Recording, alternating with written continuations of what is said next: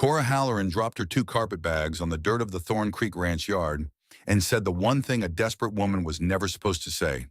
She did not ask for charity. She did not plead for shelter. She looked the weathered man on the porch in the eye, a man whose face was a roadmap of hard winters and lost wagers. And she made a statement of fact. Her voice was not loud, but it carried over the ceaseless wind that scoured the high plains of Wyoming, a sound as dry and steady as the dust skittering across the packed earth. "You need a cook," she said, "and I need a wage." Behind her, holding the hem of her worn wool skirt, her 6-year-old son, Samuel, was a silent shadow. His eyes, wide in the color of a stormy sky, took in the splintered porch rail, the sagging line of the barn roof, the general air of a place that was not beaten, but was running on a kind of stubborn momentum that was perilously close to giving out. He did not speak. He had not spoken much at all since his father's grave was covered, and the bank took the deed to their own small spread in the valley. The man on the porch, Elias Thorne, did not move. His eyes, the gray of creek stones after rain, measured her. He looked at the scuffed toes of her boots, the threadbare patch on her elbow, the determined set of her jaw that did not quite hide the exhaustion etched around her mouth. He looked at the boy, who seemed less a child and more a small grave vessel for a sorrow too big for his frame. He looked at the way the wind whipped strands of her brown hair across her face and how she did not bother to brush them away. He had seen women like her before, washed up at the edges of his land by some tragedy or another. They usually lasted a season, if that, before the loneliness or the work broke them. "Gotta cook," Elias Thorne said, his voice a low rumble, like rocks settling deep in the earth.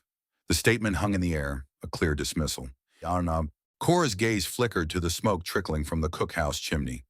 It was a greasy, hesitant smoke, not the clean, confident plume of a well-tended fire.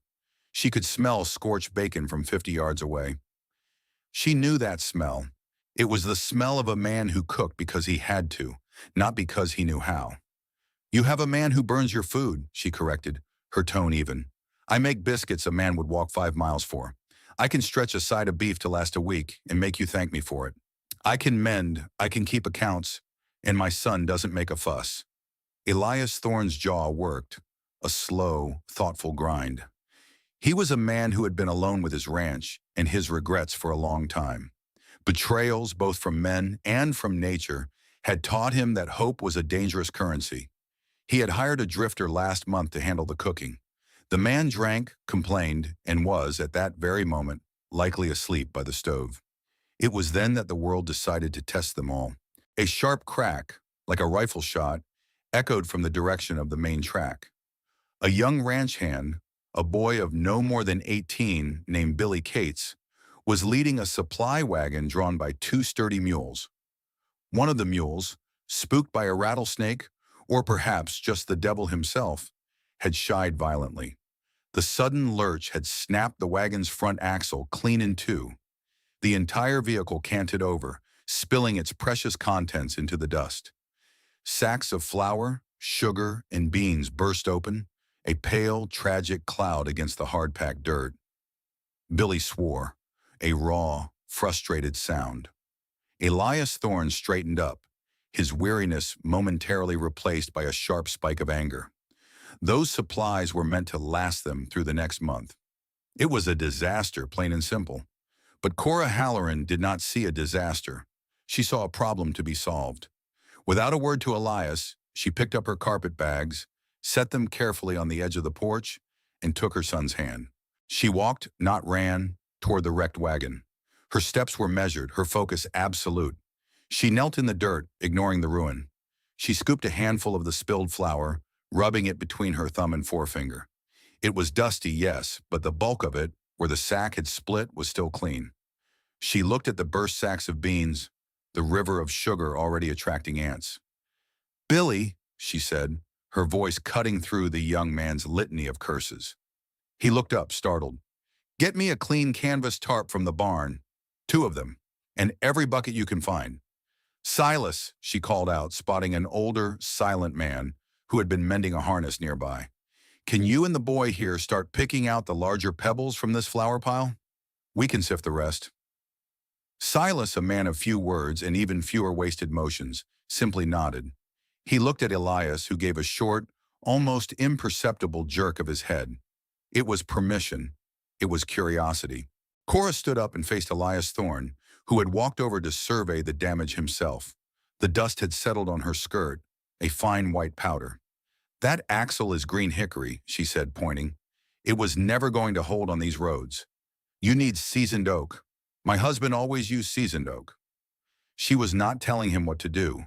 She was telling him a fact. She was demonstrating a knowledge that went beyond a kitchen. She understood the bones of this life, the mechanics of survival. Elias looked from the shattered axle to the woman.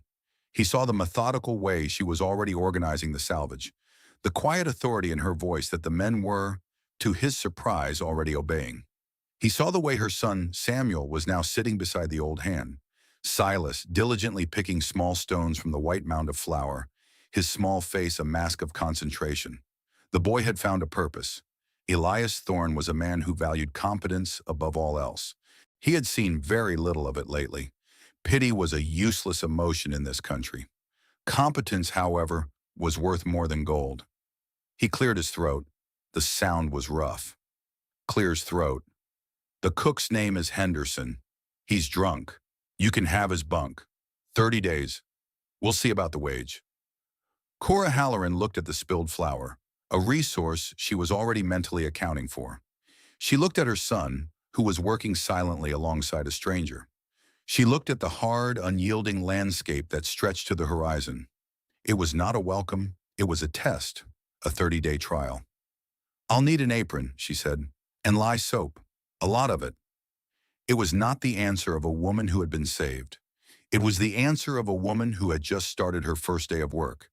And in the harsh light of the Wyoming sun, Elias Thorne felt the first, unfamiliar stirring of something that was not quite hope, but was in the territory right next to it. He watched her turn back to the mess, her shoulders straight, and for the first time in a long time, the ranch felt a little less like it was falling apart. The cookhouse was a small, grim structure of rough-hewn logs chinked with mud that had long since dried and crumbled. It smelled of stale grease, old smoke, and sour whiskey. A man, Henderson, was indeed snoring on a cot in the corner, a half-empty bottle cradled on his chest. Cora paid him no mind. She was not there to judge the man she was replacing. She was there to erase his presence. She started with the fire. The stove was a great cast-iron beast, its surface coated in layers of burnt food and soot. The fire within was a smoldering, inefficient mess. She ruthlessly scooped out the old ashes and dying embers, rebuilt the fire with seasoned pine and a core of slow-burning oak from the woodpile, and had it drawing cleanly within minutes. The greasy smoke from the chimney was replaced by a steady, clean heat. Then came the water. She sent Billy to the creek for bucket after bucket of cold, clear water, which she heated on the stove. Armed with the harsh lye soap and a stiff brush, she began to scrub. She scrubbed the floors until the dark stained wood began to show its true grain. She scrubbed the long trestle table where the men ate, scraping away years of accumulated grime. She scoured every pot, every skillet, every tin plate and cup until they shone with a dull, honest gleam. Samuel, her silent partner, worked beside her, drying each item with a clean flour sack and stacking it neatly on the shelves she had just washed. He moved with a quiet efficiency that mirrored his mother's, his small hands surprisingly deft. The work was brutal, back-breaking, but it was a language Cora understood. Every scrubbed surface, every organized shelf, was a sentence in an argument she was making to this place, to these men, to herself. The argument was simple. I am here, I am capable, I will bring order to this chaos. The rhythm of the work was a balm to her grief. She could not bring her husband back. She could not reclaim their ranch, but she could, with her own two hands, defeat the filth in this small room. It was a victory, and she needed one desperately. By late afternoon, the transformation was staggering. The cookhouse no longer smelled of neglect. It smelled of lye soap, hot water, and the clean scent of the pine fire. When the men began to drift in from their work, they stopped in the doorway, blinking as if they had entered the wrong building. Jedediah Stone, a man whose face was a permanent scowl and who had worked for Thorne for 10 years, was the first to speak. He was the ranch foreman, a position that had made him resistant to any change he did not personally authorize. "What in blazes is this?" he grumbled, looking at the gleaming pots. Cora did not turn from the large bowl where she was working a mountain of dough. She had salvaged enough flour for tonight. "This is a kitchen," she said, her voice calm. "You'll be eating supper in an hour." Her hands moved with an economy of motion that was mesmerizing to watch. She kneaded the dough not with frantic energy, but with a steady, knowing pressure, folding and turning it with a rhythm that spoke of thousands of loaves, thousands of biscuits, made in kitchens just like this one across a lifetime of hard work. She did not hurry. She was never in a hurry. Hurrying was for people who had not planned properly. The men found their seats at the long table, their movements unusually subdued. They watched her. They watched the silent boy who sat on a stool by the fire, mending a tear in his own shirt with a needle and thread, his stitches small and even. They spoke in low murmurs, their usual boisterous talk silenced by the sheer, overwhelming competence that had invaded their space. When Cora served the meal, it was not just food, it was a statement. There was a rich, savory beef stew, thick with potatoes and carrots, simmered for hours until the meat was tender enough to fall apart with a fork. There were the biscuits. They were not the hard, dense pucks Henderson had called biscuits. These were tall, fluffy, golden brown on top and feather-light within. Steam curled from them when they were broken open, carrying the scent of salt and butter. Silence descended on the table, broken only by the sound of spoons and forks. Men who usually shoveled their food down without a thought now chewed slowly, thoughtfully. Billy Cates, the young hand, caught Cora's eye and gave her a wide, grateful smile. Silas, the old man, took a second biscuit and then a third, his expression unreadable but for the slow, deliberate way he ate, as if committing the taste to memory. Even Jed Stone, the resistor, cleaned his plate without a single complaint, his scowl lessened by some small margin. Elias Thorne ate at the head of the table, as he always did. He watched his men. He saw the change in them. It was more than just a good meal. A well-run cookhouse was the heart of a ranch, a place of order and comfort in a life that was often chaotic and harsh. For months, this heart had been failing. Now, in the space of a single afternoon, a woman with nothing but 2 carpetbags and a silent child had performed a resurrection. He looked at Cora. She was not eating with them. She was standing by the stove, sipping a cup of hot water, her eyes watchful, assessing. She was checking to see if the stew was seasoned correctly, if the men had enough to eat, if the fire needed another log. She was still working. She was not one of them yet. She was a professional, performing a service for which she expected to be paid. But her work was more than a service. It was an act of profound care. After the men had filed out, their bellies full and their spirits lifted, Cora began the process of cleaning up. Samuel was at her side as always, wiping the table. Ilias remained in his chair. "The men haven't been this quiet at supper since my wife was alive," he said. It was not a compliment. It was a statement of fact, heavier and more meaningful than any simple praise. Cora did not stop working. She stacked the clean plates. "A full belly makes for a quiet man," she replied. "It's more than that," Elias said, looking at his hands on the table. They were strong, calloused hands, but they looked tired. "It's order. This place, it's been lacking order." He looked at the boy, who had finished wiping the table and was now sweeping the floor with a small broom Cora had fashioned for him from straw and twine. "The boy," Elias began, then hesitated. "His name is Samuel," Cora said softly. "He's a good worker. He doesn't talk." "He will," she said, and her voice held a note of fierce, unshakable certainty. "When he feels safe." The implication hung in the warm, clean air of the cookhouse. Safety was not a guarantee here. It had to be built, board by board, meal by meal. Elias Thorne looked around the room. He saw the neatly stacked firewood, the gleaming stove, the tidy shelves.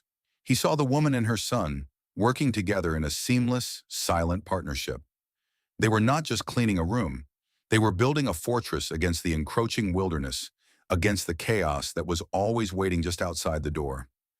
And Elias, for all his skepticism, understood that this small, determined woman was the most capable architect he had seen in a very long time. The 30-day trial had begun. The days that followed settled into a rhythm dictated by the sun and the needs of the ranch. But the heart of that rhythm was now the cookhouse. Cora rose before anyone else, her movements quiet in the pre-dawn chill.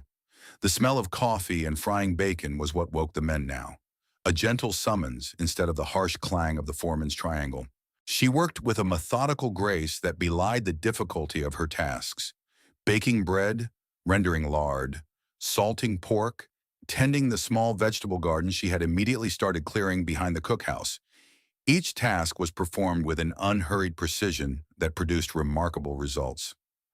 The first ally she truly made, beyond the easy gratitude of young Billy Cates, was the old sage, Silas. He was a man who had seen decades of seasons come and go on this land. He spoke little, but he saw everything. One afternoon, he came to the cookhouse door, holding a broken leather strap from a saddle. "Ma'am," he said, his voice raspy from disuse, "Jed's in a foul mood. Snap this clean. He'll take it out on the horse." Cora dried her hands on her apron and took the strap. She examined the break. "The leather's dry," she observed. "It needs oiling." She went to a small chest where she kept her personal things and took out a waxed canvas roll. Inside were the tools of a leather worker. In all, waxed thread, needles, a small pot of tallow and beeswax salve. They had been her husband's. She did not say, "I can fix this." She simply sat on the cookhouse steps, with Silas standing over her like a silent sentinel, and began to work. Her stitches were tight and even, a perfect seam that drew the two broken ends together with a strength that would be greater than the original leather. She worked the salve into the old dry hide until it was supple again. In 20 minutes, she handed it back to him. Silas looked at the men, running his gnarled thumb over the stitches. He looked at her, and his eyes, which usually held a distant, reserved expression, held a flicker of profound respect. He nodded once, a gesture that carried more weight than a torrent of words. From that day on, Silas made sure the wood box by her door was always full of the best seasoned oak, and that her water buckets were never empty. He had recognized her as a fellow artisan, a person who understood that the world was held together by good, honest work and well-mended things. Jed's stone, however, was not so easily won over. He saw Cora's competence not as a gift to the ranch, but as a disruption to his established order. He was the foreman. He gave the orders. This woman, with her quiet authority and the way the other men were starting to defer to her, represented a challenge. He saw her as a temporary fixture, and he seemed determined to hasten her departure. The confrontation he had been seeking came on a Tuesday over a sack of cornmeal. Jed strode into the cookhouse, his face thunderous. He pointed a thick finger at a sack of meal sitting by the door. "You're throwing that out," he demanded. "In case you ain't noticed, ma'am, we don't waste food on this ranch." Cora was at the long table, peeling potatoes. She did not look up immediately, finishing the potato in her hand with a few deft flicks of her knife. Samuel was sitting nearby, shelling peas into a bowl, the soft plink of the peas the only sound. "I am not throwing it out, Mr. Stone," she said, finally raising her eyes to meet his. "I am setting it aside because it is full of weevils. The last 3 sacks from the storeroom have been the same." "Weevils?" Jed scoffed. "A few bugs never hurt anyone. My mother sifted out weevils her whole life. You're getting soft." "Your mother probably also stored the flour and meal properly," Cora replied, her voice remaining level, dangerously calm. "She likely kept it in a dry, sealed bin, not in a damp corner of the storeroom where the rain gets in and the rats can chew through the sacks." She gestured with her peeling knife. "The damp is what draws them. The holes are how they get in. I am losing 1/10 of our supply because it is being stored improperly." Jed's face reddened. The accusation was clear and direct. It was his responsibility to oversee the storeroom. "Are you calling me lazy?" he snarled. "I am stating the facts of the matter," Cora said. She stood up, her 5'4" frame seeming to gain inches. She held the small paring knife in her hand, not as a weapon, but as a tool, an extension of her competence. "The fact is the meal is infested. The fact is the storage is poor. And the fact is, if you want cornbread tonight, you will help me sift what can be salvaged, and then you will move the remaining sacks to the dry side of the room, up on the pallets where they belong." Jed was momentarily stunned into silence. No one, least of all a hired cook on a 30-day trial, spoke to him this way. He was about to unleash a tirade when Elias Thorne's voice cut through the tension from the doorway. He had been standing there for the last minute, listening. "You heard the lady, Jed," Elias said quietly. His gaze was fixed on his foreman, and it was as hard as granite. "Get Billy to help you. Move the supplies. All of them, just like she said." The authority in Elias's voice was absolute. Jed shot a look of pure venom at Cora, then turned on his heel and stormed out of the cookhouse, his humiliation radiating from him like heat. Elias stepped inside. He looked at the offending sack of cornmeal. He looked at Cora, who had already returned to her potatoes, her hands moving with the same steady, unruffled rhythm as before. He looked at Samuel, who had not stopped shelling peas throughout the entire exchange. From Elias's perspective, the scene was a revelation. He had hired a cook. He had expected biscuits and stew. He had not expected a woman who could diagnose a problem with his supply chain, confront his foreman with unassailable logic, and command a room without ever raising her voice. Jed was a good foreman when it came to cattle, but he was stubborn and resistant to new ideas. Cora had just exposed a weakness in his operation, a weakness born of carelessness that was costing him money and resources, and she had done it not to cause trouble, but to prevent waste. "He won't forgive you for that," Elias said, more to himself than to her. "Respect is more useful than forgiveness," Cora replied without looking up. "He'll respect the dry flour. That's enough." Elias picked up a pea that had fallen on the floor and flicked it into the bowl in front of Samuel. The boy glanced up at him, a flicker of surprise in his wide gray eyes before returning to his task. It was perhaps the first interaction Elias had managed with the child that wasn't just a silent observation. He watched Cora for a moment longer. He saw the strength in her hands, the intelligence in her clear, direct gaze. She wasn't just working for a wage. She was investing herself in the success of this place, defending its resources as if they were her own. The 30-day trial was not yet half over, but in Elias Thorne's mind, a fundamental shift had already occurred. He was no longer thinking about whether she would last. He was beginning to wonder how he had ever managed without her. Cora's quiet influence continued to spread beyond the cookhouse. Her observation about the cornmeal had been the first pebble in an avalanche of small, crucial improvements. She had a mind for logistics, an eye for inefficiency that had been honed by the harsh realities of running her own homestead. She saw things that the men, accustomed to their routines, had long since stopped noticing. One evening, as Elias was going over his ledgers at the cookhouse table, a habit he had fallen into, preferring the warm, clean order of her domain to his own dusty office, Cora placed a cup of coffee beside him. She did not speak for a long moment, watching him scratch figures onto the page with a frustrated sigh. "It's the feed," she said finally. Elias looked up, his brow furrowed. "What about the feed?" "The oats you buy from Mr. Vance in town," she said. "The sacks are light." Elias put his pencil down. Caleb Vance owned the mercantile and just about everything else in the nearest town. He was a man who smiled too much and whose eyes never seemed to smile with his mouth. Elias had been buying feed from him for years. It was convenient. "What do you mean, light?" he asked. "A sack of oats should weigh 100 pounds, Cora explained. "My husband taught me how to judge it. You hoist it to your shoulder, feel the balance. These sacks, they feel closer to 90, and the quality is poor. There's too much chaff, not enough whole grain. The cattle are eating more but staying lean. You're paying for a full sack of quality feed, and you're getting neither." Elias stared at her. He thought of his cattle, how they seemed to be struggling more than usual to keep weight on this season. He had chalked it up to the dry summer. He had never once thought to question Caleb Vance. Vance was a pillar of the community, a man of standing. "How can you be sure?" he asked, his voice low. "Tomorrow, when Billy brings the next load," she said, "don't let him unload it. Bring a sack in here. We have a steel yard balance in the smokehouse for weighing hogs. We'll weigh a sack." She paused, then added, "We'll weigh all of them." There was a quiet certainty in her voice that was impossible to dismiss. This was not a guess. This was a diagnosis. Elias felt a cold knot of anger form in his stomach. He had been dealing with Vance for years. The potential scale of the swindle was staggering. It was not just the cost of the feed, it was the health of his herd, the very foundation of his livelihood. The next afternoon, as predicted, Billy Cates returned from town with the wagon laden with sacks bearing Caleb Vance's stencil. Following Cora's instructions, Elias met him in the yard.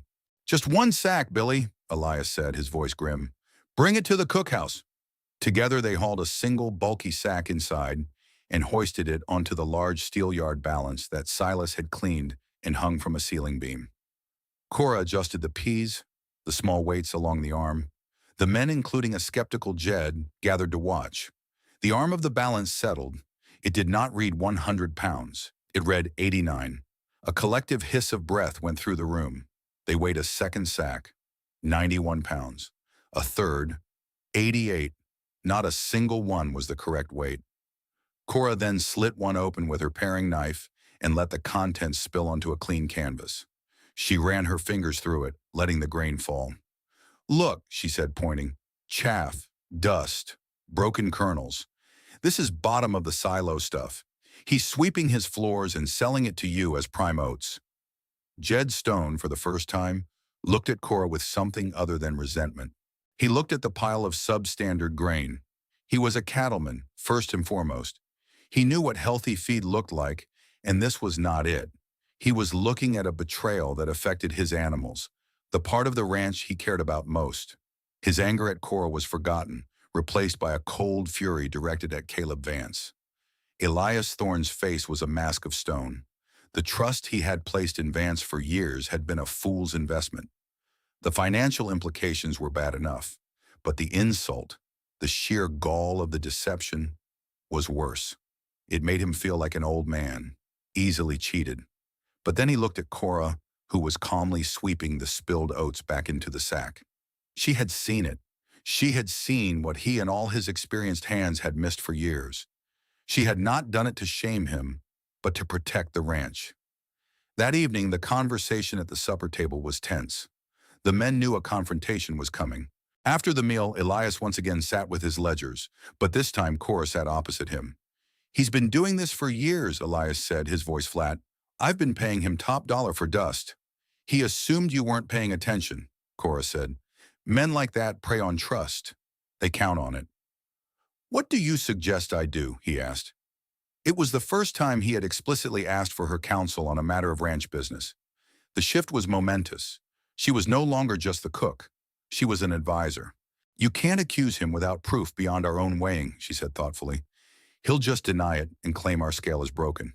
He'll turn it around on you. But you don't have to buy from him again.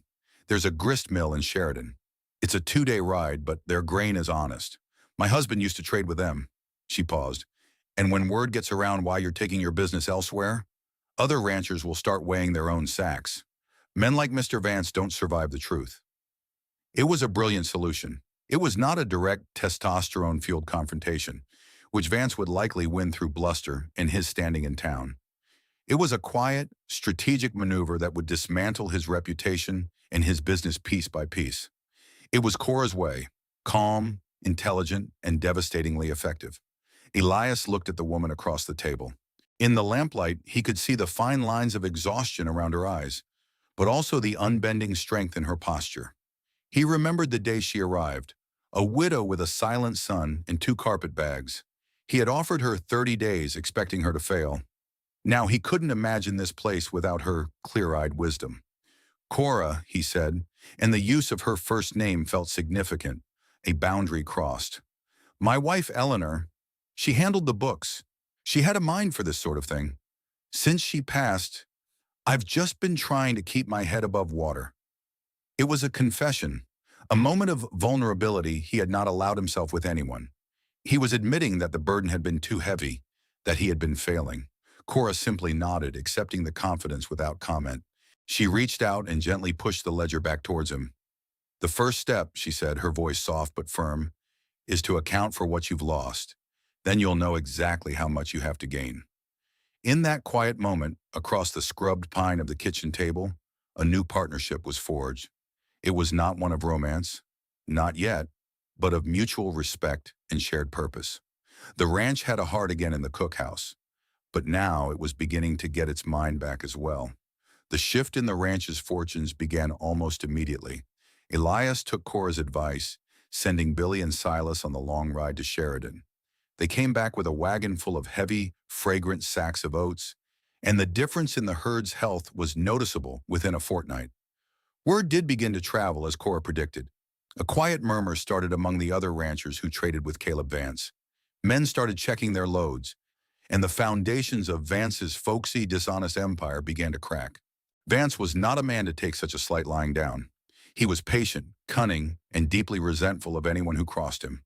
He saw Elias Thorne's sudden shrewdness and knew with a snake's instinct that the source of it was not Elias himself. His inquiries were discreet, but they all pointed to the new woman at the Thorne Creek Ranch, the widow. The first hint of the coming storm was a letter from a lawyer in Cheyenne. It arrived on a day when the sky was a bruised purple and the wind had a sharp, biting edge that promised an early and brutal winter. The letter was dense with legal jargon, but its meaning was brutally simple. It claimed that a loan taken out by Elias's father 30 years prior, with their land as collateral, was now held by a new party, Caleb Vance, and that a balloon payment was immediately due. It was a sum so astronomical that Elias could never hope to pay it. It was, in effect, an eviction notice. Elias sat in the cookhouse, the letter shaking slightly in his hand. His face was pale, the color of ash. "I don't understand," he whispered, staring at the page. "My father paid that loan off 20 years ago. I have the receipt somewhere in his old desk." "Let me see," Cora said. She took the letter and read it carefully. Her face remained impassive, but her mind was racing. The timing was too perfect. This was Vance's retaliation, a move far more dangerous than selling light sacks of feed. This was an attack on the very existence of the ranch. "He's found a loophole," she said, "or he's forged a document. He thinks you're disorganized. He thinks he can scare you into selling for pennies before you can find your proof." She looked at Elias, her gaze steady. "You need to go to Cheyenne. You need to speak with the land registrar and find the original lien release. It's the only thing that will prove the debt is settled." A sense of dread settled over Elias. Cheyenne was a 4-day ride, and the weather was turning. The letter gave him 30 days, but the first snows could trap him here for weeks. "I can't leave the ranch now," he said, his voice strained. "Not with this storm coming in. And Vance, he'll see me leave. He'll try something." "You have to," Cora insisted. "Jed can manage the herd. I can manage everything else." She looked at the darkening sky outside. "You have to leave tonight. Ride hard. You might just beat the worst of it." The decision was agonizing, but he knew she was right. Leaving his ranch now felt like abandoning a ship in a storm, but staying meant letting the pirate take it without a fight. He trusted Jed with the cattle, and he was coming to trust Cora with something more, the ranch's very soul. He packed a small bag, saddled his strongest horse, and gave his final instructions to Jed, who for once listened with a grim, focused attention. The threat from Vance had united them all. As Elias mounted his horse, he looked down at Cora, who stood on the porch with Samuel at her side, a lantern held high against the gathering dark. The wind whipped her skirt and hair, but she stood as firm as an old pine. 30 days, Cora," he said, his voice tight with worry. "The letter gives us 30 days. You have 4 days to get to Cheyenne. 4 days back," she replied, her voice carrying over the wind. "That leaves 22 days to find one piece of paper. Go, Elias. We'll be here when you get back." He spurred his horse and disappeared into the gloom, a lone rider against a hostile landscape. Cora watched until he was gone, then turned and went back inside. The warmth of the cookhouse was a small comfort against the cold fear that had settled in her heart. Elias was trapped, riding into a storm towards a legal battle he might not win. And she, the men, and her son were here, isolated and vulnerable, directly in the path of Caleb Vance's ambition. The real test had just begun. 2 days after Elias left, the blizzard hit. It did not arrive gently. It descended like a white fury, a suffocating curtain of snow and wind that erased the world. The temperature plummeted. The sky and the land merged into a single howling whiteness. Inside the cookhouse, the lamps were lit all day, and the fire in the great stove was never allowed to wane. The men huddled inside, their faces grim, their anxiety a palpable thing in the warm air. On the second day of the storm, as the snow piled in great drifts against the doors and windows, Caleb Vance made his move. He arrived not alone, but with the town sheriff and 2 hired men, all on horseback, looking like grim specters emerging from the blizzard. Cora saw them coming from the window. She felt a jolt of ice in her veins, but her face remained calm. "Jed," she said, her voice low and even. "Visitors." Jed, Billy, and Silas moved to the door, standing behind her as she opened it, a crack against the wind. The sheriff, a man named Blevins, who owed his position to Vance's influence, held up a piece of paper. "Ma'am," he said, his voice loud to be heard over the gale, "I have a writ of seizure for this property on behalf of its primary creditor, Mr. Caleb Vance. We're here to take possession." "Elias Thorne is the owner of this ranch," Cora stated, her hand steady on the door. "He's away on business."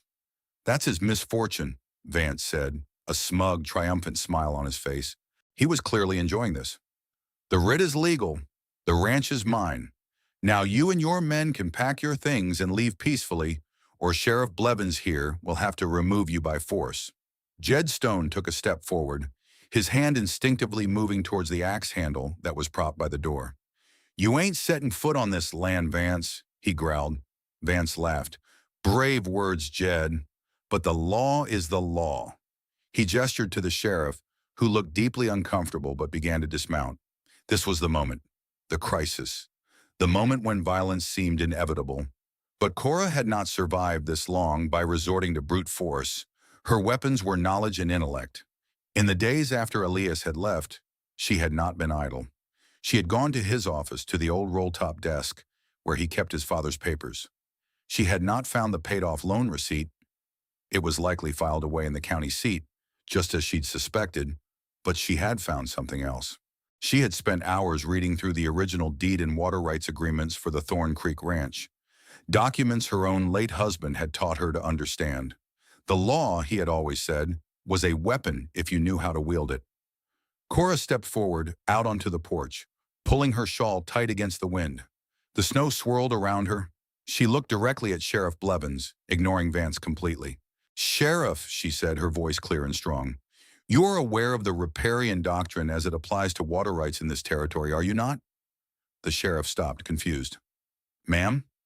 "The deed to this ranch," Cora continued, "includes primary riparian rights to Thorne Creek, which is the only year-round water source in this valley. Those rights are attached to the land, not the owner. Is that correct?" Blevins, a simple man of the law, nodded slowly. "Well, yes, I suppose so. And you are also aware," she pressed on, "of Territorial Statute 11B, which protects livestock during declared emergencies, such as this blizzard. It states that any action that endangers the welfare of a herd, such as denying them access to their primary water source, is a criminal offense." A flicker of understanding and then alarm showed on the sheriff's face. Vance's smug expression began to falter. Cora now turned her gaze on him, and it was as cold as the wind. "Mr. Vance, you can stand there with your piece of paper, which I assure you is based on a fraudulent claim Elias Thorne is currently disproving in Cheyenne. But if you or any of your men set one foot on this property with the intent of seizing it, I will file a criminal complaint with the territorial marshal against you and Sheriff Blevins for willfully endangering the 200 head of cattle currently sheltering in the South Canyon. Cattle which, without access to the creek, will die. And I will testify that you did so in the middle of a blizzard, with full knowledge of the consequences." She took a breath. "Now, Sheriff," she said, her voice softening slightly but losing none of its steel, "you can be party to that, or you can inform Mr. Vance that his civil matter will have to wait until the storm has passed and Mr. Thorne has returned. The choice is yours." Silence. The only sound was the howling of the wind. The sheriff looked at Vance, then at the determined woman on the porch, then at the swirling snow. He saw the grim faces of Jed, Billy, and Silas behind her. He saw the truth in her words. A civil dispute was one thing. A criminal charge that could cost him his job and his freedom was another. Vance's power was in town. in back rooms and doctored ledgers. Out here in the face of the storm and the unyielding letter of the law, it meant nothing. "She's right, Caleb," the sheriff said, his voice full of gravelly reluctance. "We can't interfere with the stock. Not in this weather. It's a civil matter. We'll have to wait."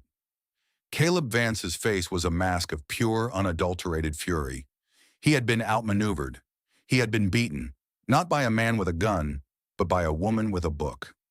He stared at Cora, his eyes promising retribution. But he was powerless. He turned his horse so sharply it almost slipped on the ice and rode back into the storm, his hired men and a deeply relieved sheriff trailing behind him. Cora stood on the porch until they were swallowed by the snow. Then she turned and went back into the warmth of the cookhouse. Jed Stone looked at her, his mouth slightly agape. The animosity he had once felt for her was gone, replaced by a raw, profound awe. "How in God's name did you know that?" he asked. Cora walked over to the stove and poured herself a cup of coffee, her hands finally allowing themselves a slight tremor.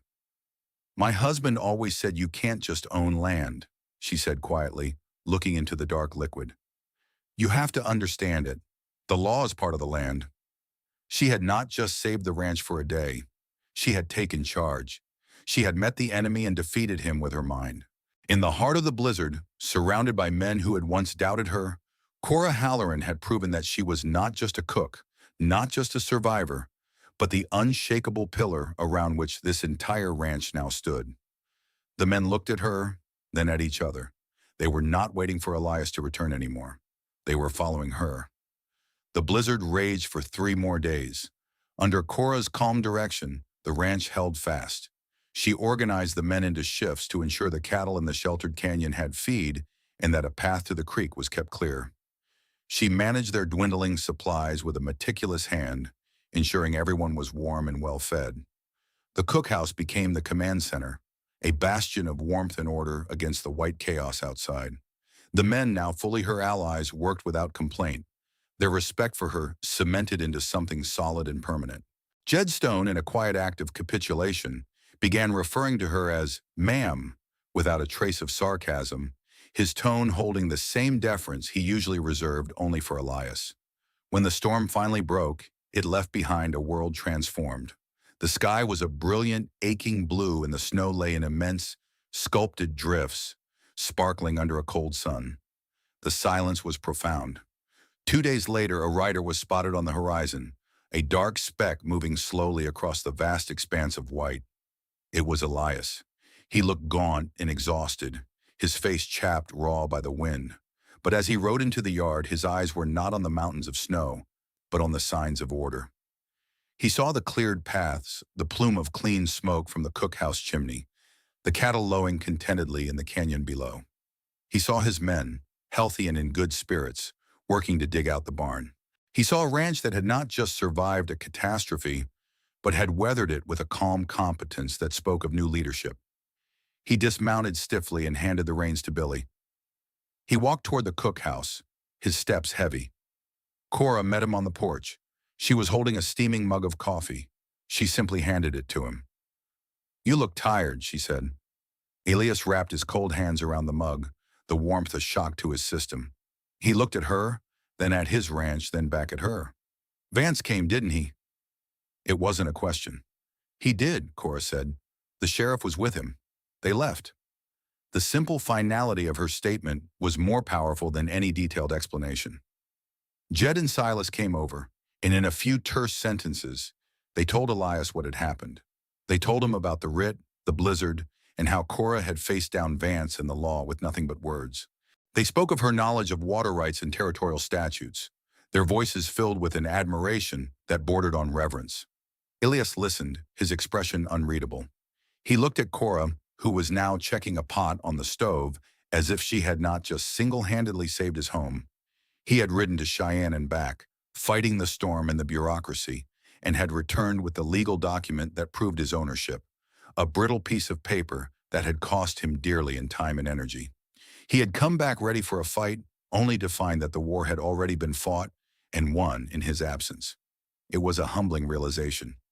That evening, after the men had eaten and the cookhouse was quiet again, Elias sat at the table opposite Cora. Samuel was asleep on his small cot in the corner, his breathing soft and even. Elias placed the official lien release from the Cheyenne land office on the table between them. "This makes it official," he said. "The ranch is mine. Vance has no claim." "I never doubted it," Cora said. Elias looked at her, truly looked at her. He saw the quiet strength that had become the bedrock of his world. "Cora," he began, his voice rough with emotion, clear as throat. "When you came here, I offered you a job. 30 days. A wage. It's clear now that what I offered was an insult to what you are." He paused, choosing his words with immense care. "This ranch, it isn't just land and cattle. It's a living thing. And for a long time, it's been dying. I was too tired or too stubborn to see it. You came and you reminded it how to live. You did more than cook my meals. You protected my herd. You faced down my enemies. You've made my men believe in this place again." He slid the legal document across the table toward her. "This paper says I own the ranch. But a piece of paper doesn't make a home. It doesn't make a future." He reached across the table and his hand covered hers, the first time he had ever touched her. His hand was rough and calloused. Hers was strong and capable. "The 30-day trial is over," he said, his voice low and steady. "I'm not offering you a wage anymore, Cora. I'm offering you a partnership. Half of this ranch, half of everything. Stay and help me build this place into what it's supposed to be." Cora looked down at their hands on the table. She thought of her arrival, a destitute widow with nothing to her name but her own competence and a silent son. She had come seeking shelter, a temporary reprieve from a world that had taken everything from her. She had been prepared to fight for a foothold, to earn her small place. She had not expected to be offered a kingdom. She looked up and met his gaze. His eyes, the color of creek stones, were no longer guarded or weary. They were clear, and they were filled with a deep, abiding respect and a hope that was no longer a stranger to him. She did not give him an answer of soaring emotion. Her answer was as practical, as solid, and as real as the woman she was. "The roof on the main house leaks," she said, a small, almost smile touching her lips. "And the west fence needs 3 new posts before spring. There's a lot of work to be done." Elias Thorne's answering smile was slow and wide, and it transformed his weathered face. "Yes," he said, "there is." It was all the acceptance he needed. It was not a surrender, but an agreement. A new contract, written not on paper, but in the shared language of hard work and mutual reliance. The winter that followed was harsh, but the Thorne Creek Ranch, now the Cora Halloran Ranch in the eyes of the two people who mattered, did not just endure, it thrived. Cora's practical wisdom and Elias's deep knowledge of the land combined to create a formidable force. They worked side by side, a quiet, effective team. One afternoon in the first thaw of a long-awaited spring, Cora was in her garden, turning the rich soil. Elias was nearby, mending the very fence she had mentioned. His hammer blows a steady, rhythmic counterpoint to the chirping of the birds. Samuel was at the creek's edge, skipping stones across the water. He was still a quiet boy, but his silence was different now. It was a comfortable, peaceful silence, not one born of fear. He laughed, a sudden, clear sound that carried on the breeze, as one of his stones skipped a remarkable 7 times. Elias stopped hammering. Cora stopped her digging. They both turned to look at the boy. They looked at each other, and a shared, unspoken understanding passed between them. It was the sound of a child who felt safe. It was the sound of a home. The Thorne Creek Ranch had been a place of survival, a piece of land held onto by stubbornness and memory. It had needed a cook, a mender, a manager. What it got was so much more. It got a woman who understood that the law was part of the land, that respect was more useful than forgiveness, and that a home was not something you found, but something you built with your own 2 capable hands. It got the heart that made it whole.